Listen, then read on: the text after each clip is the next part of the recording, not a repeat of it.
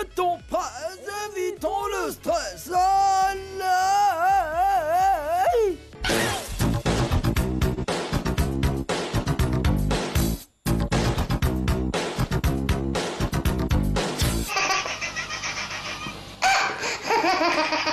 On décompresse, bienvenue dans les news de madame et monsieur. Bonsoir, ça fait bonne arrivée. Bonne arrivée les amis, commençons avec astuce. Le portable permet d'arrêter un voleur. Une nuit, un homme est allé cambrioler des maisons à Bruxelles, c'est en Belgique. Le butin était tellement énorme que le voleur a fait plusieurs voyages pour le transporter. Pendant l'enquête, les policiers n'arrivaient pas à localiser le coupable et à l'identifier. Malheureusement, une des victimes s'est rendu compte que le malfrat a volé son smartphone. Et ce téléphone a une application de localisation. Les policiers ont ainsi pu localiser le voleur et l'arrêter. Une bonne partie des objets volés a été récupérée. Love, quand les stars se vengent de leur ex. Quand un homme ou une femme a un chagrin d'amour, si vous voulez, goumen, des idées noires peuvent naître dans sa tête. Certaines personnes ont tendance à se venger après une rupture.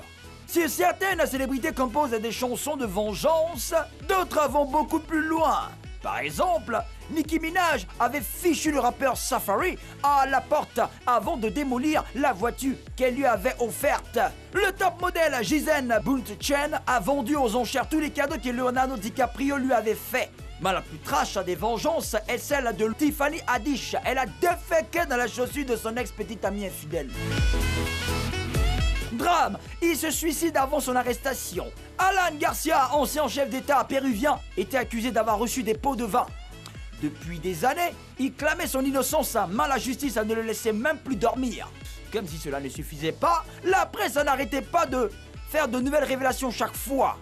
Le 17 avril 2019, la police péruvienne s'est rendue chez Garcia pour l'arrêter. Juste avant son arrestation, l'homme s'est suicidé en se tirant une balle dans la tête. Aïe.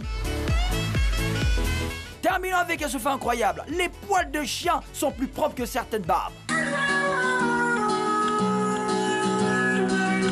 Selon une étude scientifique réalisée en Suisse, les barbes de certains hommes abritent plus de microbes que les poils d'un chien. Une clinique suisse a prélevé des échantillons de barbe chez 18 hommes et les poils de 30 chiens. En les analysant, les scientifiques ont découvert que les barbes des hommes contenaient davantage de bactéries nocives pour la santé que les poils de chiens. Sur la base de ces résultats, les poils de chien peuvent être considérés comme propres par rapport aux barbes de certains hommes. Affirme Andreas Gutzeit, un des chercheurs. C'est tout le temps presse, évitons le stress. Allons, décompresse, c'était les news de madame.